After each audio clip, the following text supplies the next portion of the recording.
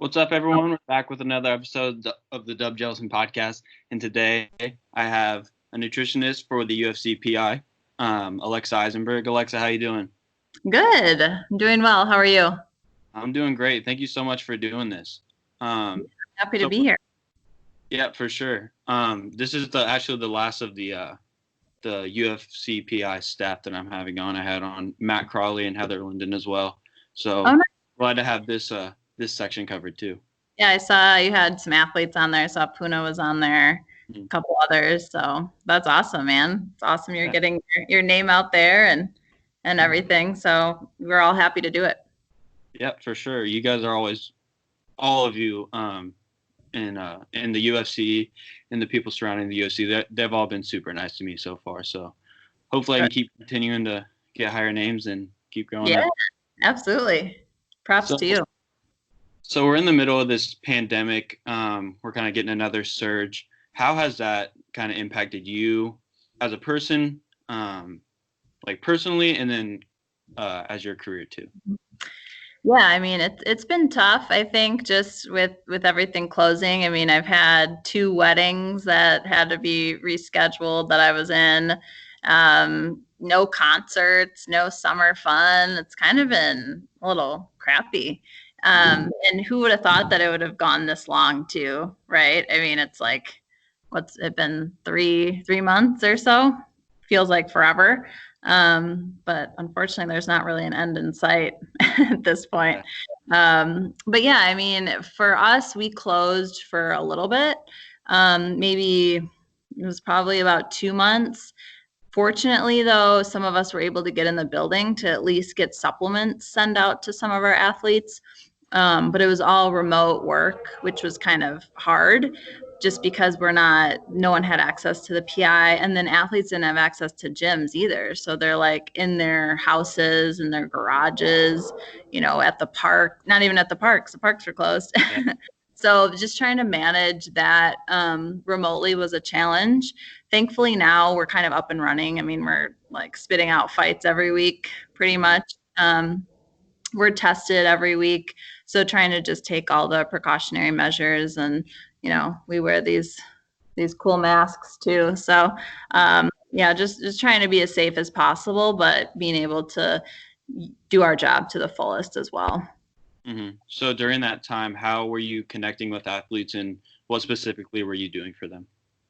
Yeah, so it was tough because everybody, like all the fights were kind of put on hold. So everybody's like staying ready for a fight, not knowing when it was going to happen. So some people were in camps for like months, which sucks. So really just supporting them remotely, we were able to send Trifecta. So Trifecta is our meal prep, organic meal prep program that we're partnered with. So we were able to send Trifecta to some of our higher risk athletes, which was really nice. We're also able to send out Thorne. So Thorne is another partner that we're partnered with. Everything that we have here is NSF third-party tested, so really safe for them as well, which is great. So really the Thorne supplementation, the Trifecta, and then just following up weekly, kind of just providing our support. I wrote a lot of articles on UFC.com for just, how to stay healthy during the quarantine, and hopefully some athletes got some information out of that as well. But, remote work, I think is difficult because you're not seeing them in person. You don't know exactly what they're eating because you're not around them as much. You don't know if the weight updates are as accurate. Sometimes athletes don't weigh themselves in the morning, so that can be tough too. Just so we can get accuracy, it's always better, obviously, to weigh in the morning. But just trying our best to just support all of the athletes that we're in contact with as best we can, and being proactive, I think, rather than reactive is very important also. Mm-hmm. I think the entire UFC, the staff, the management, even the fighters, everyone was kind of on top of things. So when things opened up, everyone could just really jump in, and it was kind of a seamless process. There weren't really too many issues that the public knows.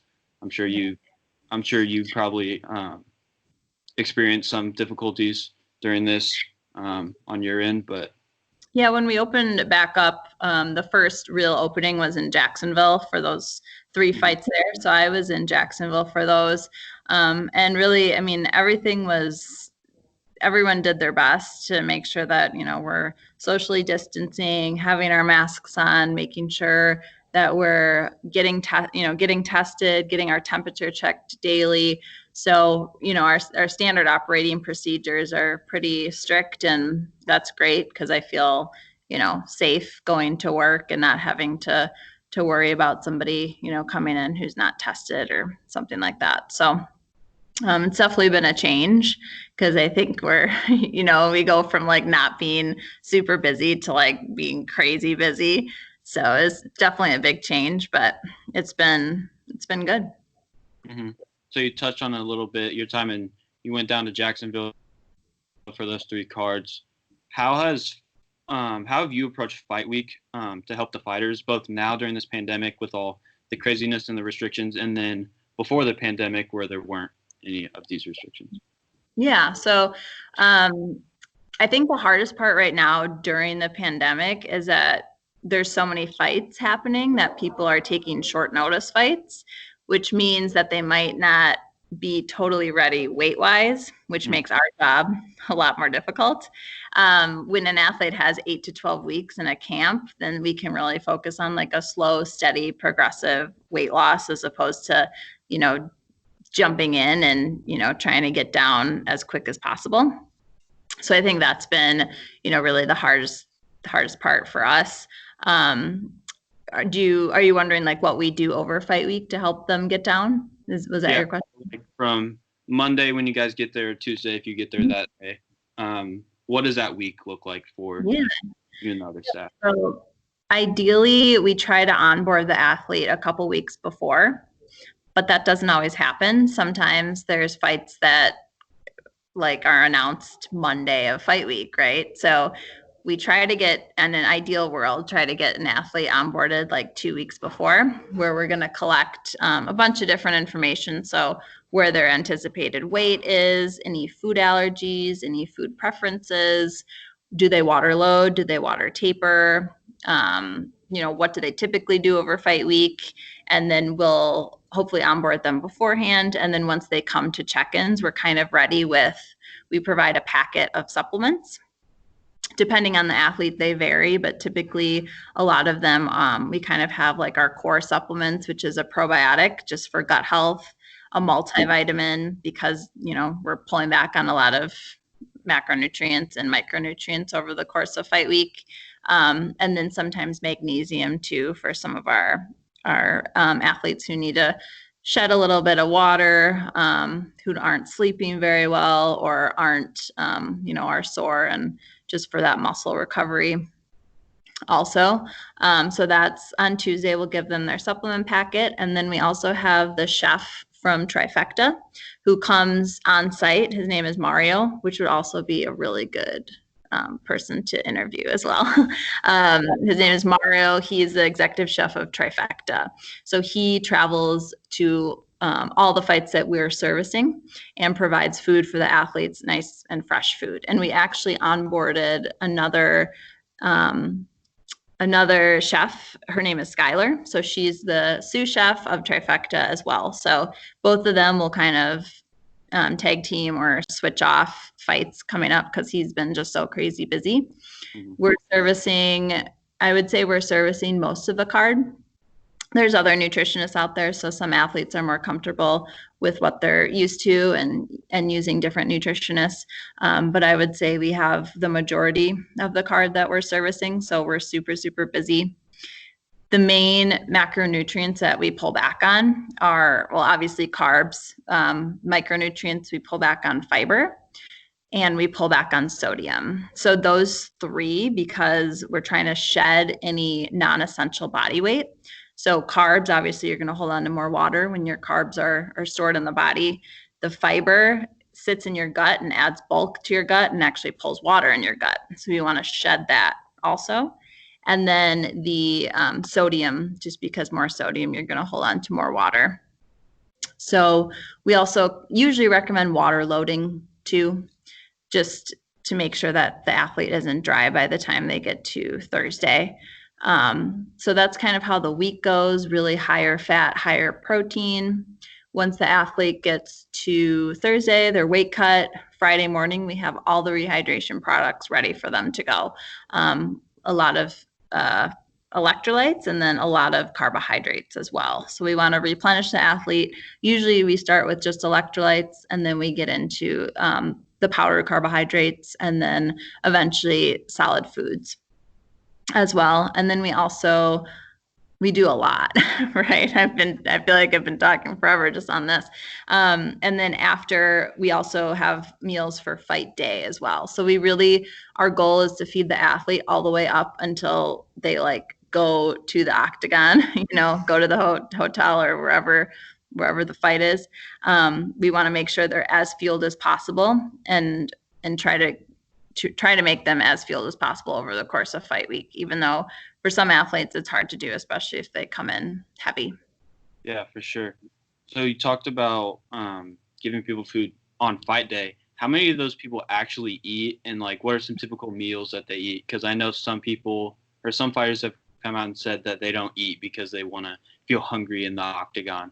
Yeah. As crazy as it sounds. But so how was that process like? Yeah. So some people, they might not eat because they want to feel hungry. Also, nerves can play a huge role. If you have a lot of food in your stomach, sometimes people feel like they have to go to the bathroom with those nerves when they kick in. I would say almost everyone does breakfast. So breakfast is our beet pancakes. So Mario makes these amazing Beet Elite pancakes. Have you heard of Beet Elite? Mm-hmm. Beet Elite, it's a basically powdered beets, and they act as a vasodilator for the blood vessels. So they actually help get muscles out to actually help get oxygen out to the muscles. So we put those in the pancakes, and then we do like eggs and pancakes and like a nice like berry compote for breakfast. Lunch varies. A lot of times it's like a heavy rice or pasta, something with really dense carbs, not a lot of fiber, and more like white carbs. But yeah, I would say there's some people who don't eat at all, and there's majority who at least have breakfast. We usually have another meal for the main card since they're fighting so late that we want to make sure that they're fueled a little bit later than some of those earlier prelims. Mm-hmm. So we talked a little bit about fight week, but so when you're in Vegas, say like if there's not a card for 2 weeks and a bunch of fighters come in or local fighters come in and need help, what's that process like in terms of getting them in contact with you guys? Do you guys reach out to them, or if they need you, they'll come to you? It depends. I would say more times than not, it's the athlete wanting to come out to Vegas to do diagnostics. Sometimes it's us reaching out to them, like maybe they might not know, like if it's a new athlete who just signed, they might not know that we have all these services to offer. So we'll be like, hey, come out and see us in Las Vegas and get all of the testing done. But when the athlete comes in, we do nutrition diagnostics, which includes initial consultation. So really what we're doing is collecting all sorts of information, like everything possible about the athlete. What are their goals? What's their weight history? What's their dietary history? What's their sleep like? What's their supplementation like? So really asking a variety of different questions so we can really get the full picture. Any injuries, which a lot of times in that situation will then drive them towards physical therapy and sports med. So we can really get an interdisciplinary approach for that athlete.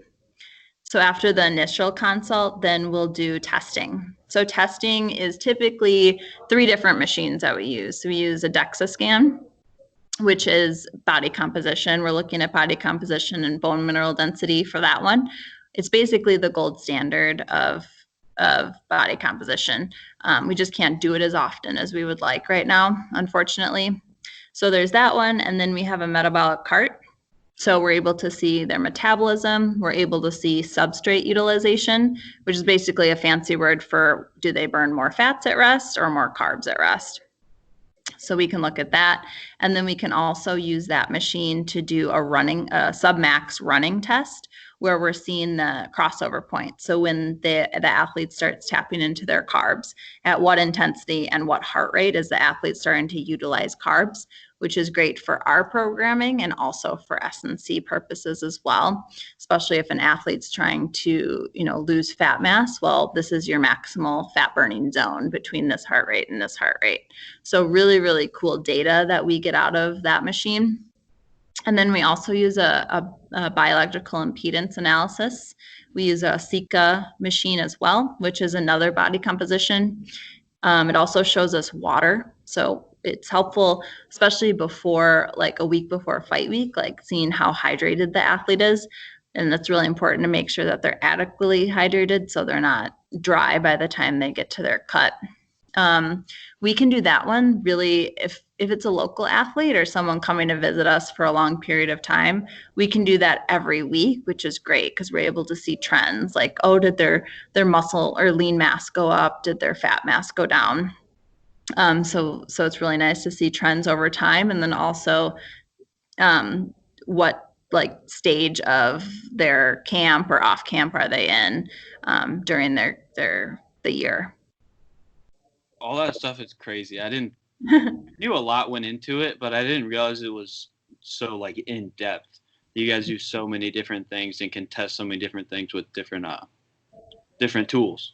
Yeah, it's pretty incredible. I mean, I walk into work every day and I'm like, oh my gosh, I actually work here. This is crazy. But it's really awesome too, because I'm sure Matt has told you, and Heather, but the other teams do a lot of great stuff as well. And then we also have our sports scientist, Roman Foman, who does a lot of like the VO2 max tests and also more like omega wave, more like brain type work as well. So readiness and more of the mental kind of stuff. We also have a sports psychologist that we onboarded as well. So we're just full of great staff here. Yeah, you guys got everything. A lot of the fighters are really complimentary of all you guys. So I think it speaks to the job that all you guys do and how much you all care. Yeah, appreciate that. So how did you get into I guess what I want to ask is, did you ever like watch MMA before you got this job? And then what was your career path like up to this point? Yeah. So I actually went to University of Iowa my freshman year, majoring in psychology. Didn't really know what I wanted to do. But I'm such a homebody, which everybody here makes fun of me because I love Wisconsin. Like, I think it's the best state ever. So I came back to Wisconsin for my sophomore year, and I grew up dancing, and I realized that nutrition plays such a huge role in like our performance that I've always ate well and exercised and saw what an impact it had on my body. So then I found that actually there's such thing as a dietitian, which I didn't know about when I was 18. So came back here, majored in dietetics from Madison. And then during that time, I was actually just scrolling through part-time jobs and found one at Wisconsin Badger Athletics. So I was hired there and worked there for about 4 years. So I worked with football, track, hockey, basketball, really a wide range of different sports, which was awesome. I loved working collegiate. And then after that, I ended up working for Head Start, so preschool program for underprivileged or low-income families. Worked there for about a year, decided I wanted to go back and finish my you have to do an internship to become a dietitian. So I went back to do that and got my master's at Mount Mary University in Milwaukee and worked in eating disorders for a while as well. Decided that it wasn't quite the right space for me. Loved sports, loved, general health and wellness. So I decided to move out to Las Vegas. We live with my brother. So my brother works for a minor league baseball team out here.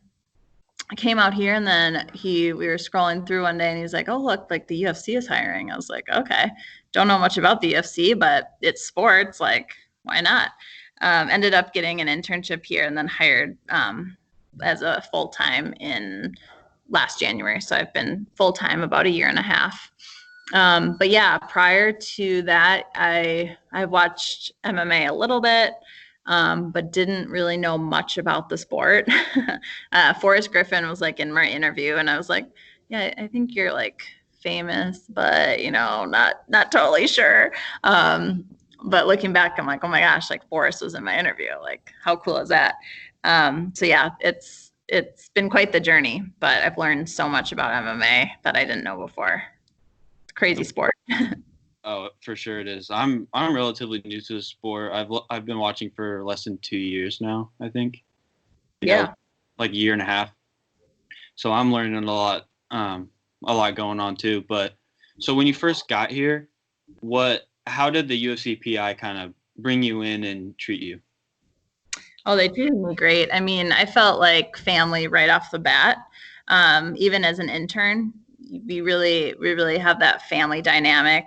I mean, we would like hang out on the weekends and watch the fights together, and just really everybody treats each other well, and it's a great place to be.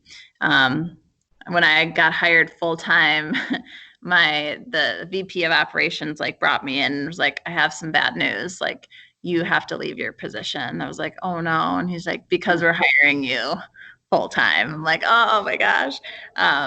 So yeah, it's a great place to be. We all get along super well, and we all work hard. We all work really hard.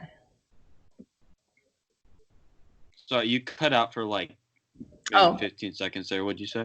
I think I just said we all work hard. We all work really hard.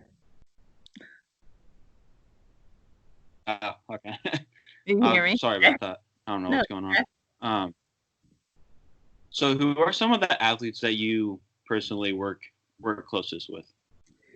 So all of our local athletes we work pretty closely with, just because we see them often. Can you hear me okay? Yeah, I can hear you. Okay. All of our local athletes we work pretty closely with. I would say with the trifecta program, we've fed, close to 200 of our our rostered athletes. So I've worked with a wide range of athletes. So many, more than I can count. Do you have any that like frequently come to you? I would say, so we have 2 other dietitians who work here. One is Clint Wattenberg, director of performance nutrition, and then we have Charles Stull, who's the manager. So all of us see anyone really. I mean, we all just make sure everybody's updated on that specific athlete, so anyone can take them on. But yeah, I mean, there's some athletes we work with more than others, but I can't really say who, just for privacy purposes. All right, fair enough. Have you ever been like starstruck when someone came in, like say Dana walked in and walks right past you, and you're like, "Oh crap, that's the boss." Yeah. Or anybody like that, like Connor maybe. Yeah. So again, I didn't know much about UFC before I started, but I knew Conor McGregor. Like, everybody knows who Conor McGregor is. So yeah, it was super cool when he came to visit.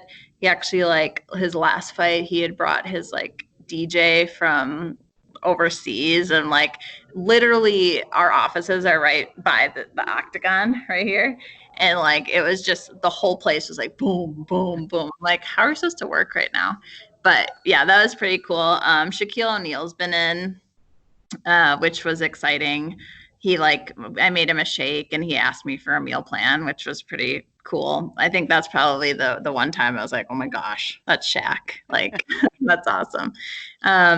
But yeah, I mean, it's, we work with them every day. So it's kind of like, it's more professional than anything. But yeah, it's definitely a cool place to be.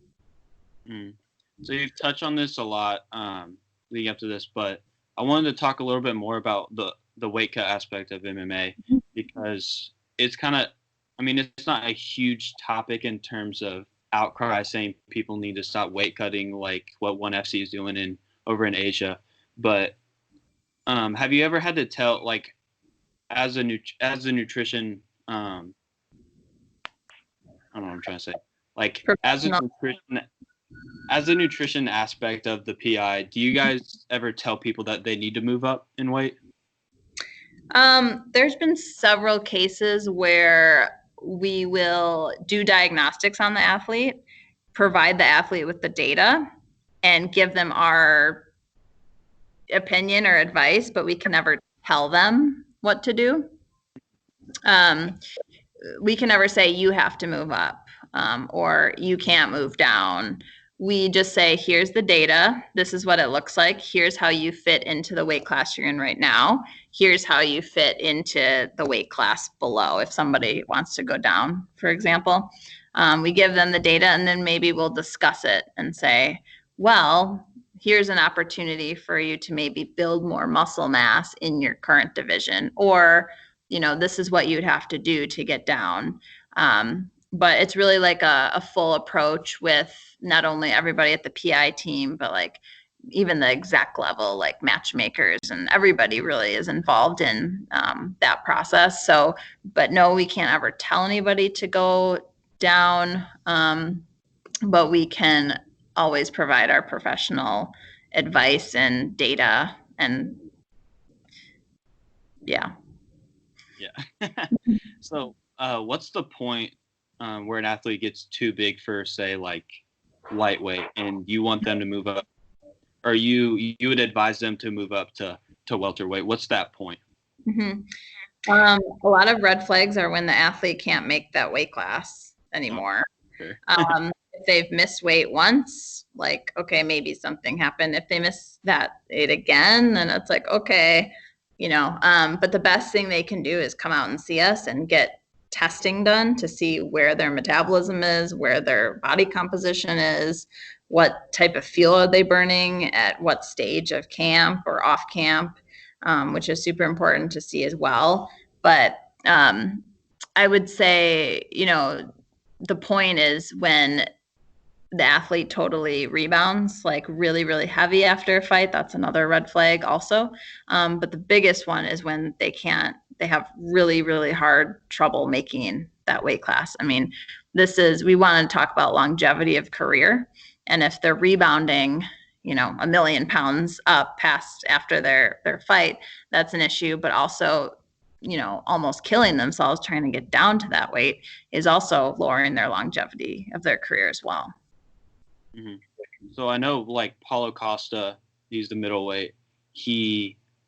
I forget what state athletic commission told him that he should move up, but they said, like, he cut a certain amount of his weight, so they advised him to move up, and they weren't going to let him fight in that state again. You know what I'm talking about?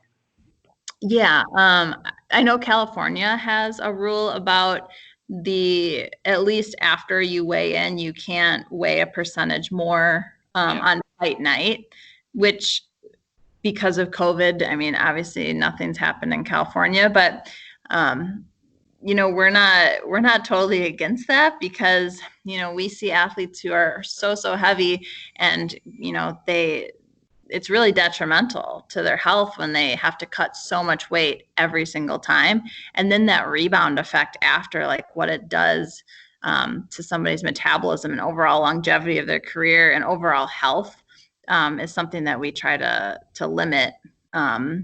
So ideally, we want an athlete to come in at an appropriate weight to cut weight reasonable and make it without too much struggle.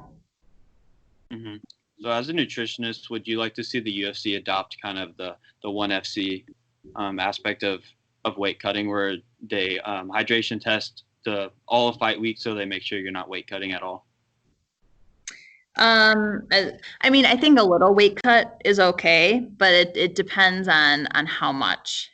So we kind of have a sweet spot percentage wise of being over their weight class coming into fight week. And if they're over, then we kind of have them as a red flag. And if they're under, that's great too. But some people feel like they want to be as big as possible as they can in the cage. And that's why one reason why people cut so much. But also maybe lack of preparedness as well. I mean, these short notice fights, it's like, so it's been nice when some athletes have had to catch weight or gone up a weight class. It's a lot less detrimental on the body that way. I think another solution to the extreme weight cutting is more divisions. I know that's way over your pay grade. That's something Dana would have to deal with, but I think that would be a big solution. I know Joe Rogan's a big proponent of that. But, yeah, I mean, that would make our lives easier too. So I wanted to talk about what you do outside of the UFC. I saw you had a separate account for as your because you're a nutrition coach. Yeah. So I kind of on like a side hustle, I take clients on the side. So typically it's just, general weight loss. With my eating disorder experience, I do have some eating disorder clients as well. So just a handful that I really, focus on nights and weekends or when I have time. But it's really just like kind of a side hustle and something fun to do on the side. So what do you do for that? Do you like make meal plans or?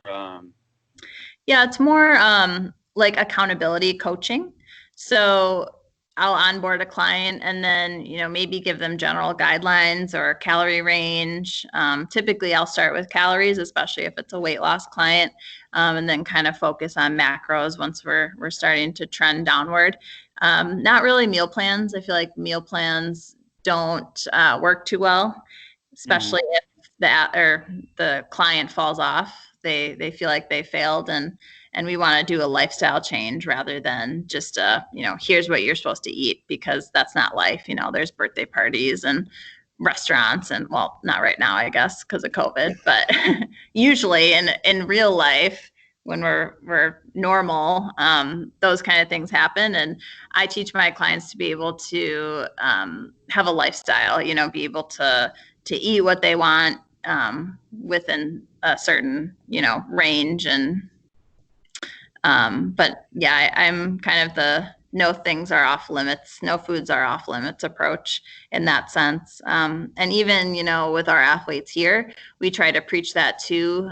There are times when like, okay, it's crunch time. Like we need to really pull back on the carbs. But off camp, that's a great opportunity for those mixed plate meals, those balanced plates, to really get that metabolism, revving again and get the whole, hormonal balance set as well. How often do you guys have to kind of tell people to lay off the carbs? Usually a couple weeks out. We try to push it back as far as possible. We'll never go completely like no carb. We always recommend carbs before any high intensity training. If an athlete is not having carbs before really high intensity training, they're not able to maximize that training because they don't have carbs, and the body wants to use carbs during high intensity work. If they don't have the carbs, then they can't hit those maximal points. And then it's kind of like, well, why are we even training? Because you're not training as hard as you could. So really the only time will be before those high intensity trainings if we're getting really, really strict. Mm-hmm. And then, so we've mentioned this throughout the podcast, but I wanted to talk about the importance of nutrition in the midst of this pandemic, because I don't think it's really being addressed as much as it should be. So from your perspective, what do you think how should people approach their nutrition in terms of making their immune system better and strengthening their body? Yeah, I would say going back to the basics, where making sure you're incorporating fruits and vegetables, balanced plates throughout the day. I mean, there's been research out there on like vitamin D levels and the fact that it can lower symptoms, but then I've read that like that's not true. So I mean, we don't really know enough about about COVID to, really make recommendations on what's the optimal vitamin D level or other vitamins and minerals. But what I would say is making sure that the nutrition is what you're eating is optimal. So your vitamins, your minerals, making sure you're having balanced plates, exercising regularly, making sure your immune system is high. Probiotics are great as well for gut health, but also overall immune. But we always preach the food first approach, to where making sure you're getting it in your diet. And then if you can't get it in your diet, then that's where the supplementation comes in. But really the best thing we can do is, wash our hands, wear a mask, and socially distance, and making sure you're just eating those fruits and vegetables, getting those micronutrients in for that immune function. Mm-hmm. What are some examples for things that people could eat to boost their immune system? Really, any fruits and vegetables are going to be great. Green leafy vegetables are great. Berries are great. I would say the most important thing would be looking for like dark colors, and then also adding variety. So, if you're having berries as a fruit one day, maybe switch it up and have some other type of fruit the next day. Same with vegetables too, just making sure you're getting a wide variety and enough as well. And then the last thing I wanted to ask you is your thoughts on supplements, in terms of like an average person who works a 9 to 5 and then maybe goes and works out a couple times a week, eats fairly healthy but not super strict. What types of supplements or vitamins do you think that those people should be taking?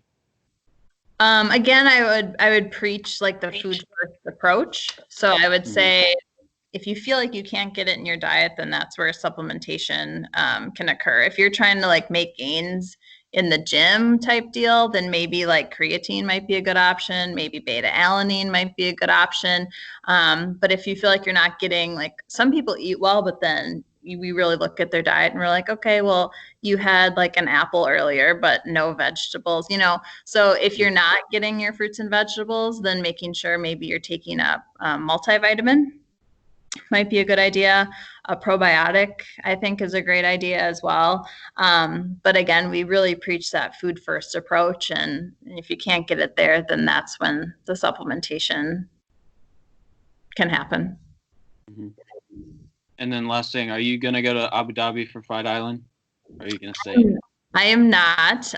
Clint and Charles are going, and because I have more of the operational role, so I work with a lot of the athletes who come into Las Vegas, do the testing, work a lot with the cafe here as well. So I will not be going to Abu Dhabi, unfortunately.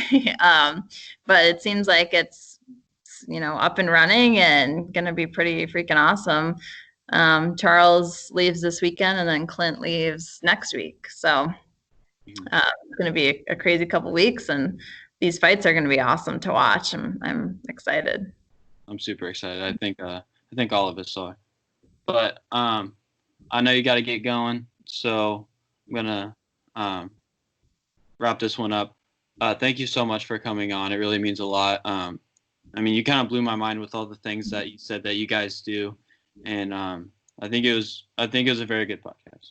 Yeah, it was awesome. I'm happy to be on it, and yeah, if you need anything else in the future, feel free to reach out, and we'll chat soon. I'm looking forward to seeing it up. Yeah, for sure. Stay safe in Vegas. Yeah, you as well. Stay safe from those tornadoes. All right, will do. All right. Bye.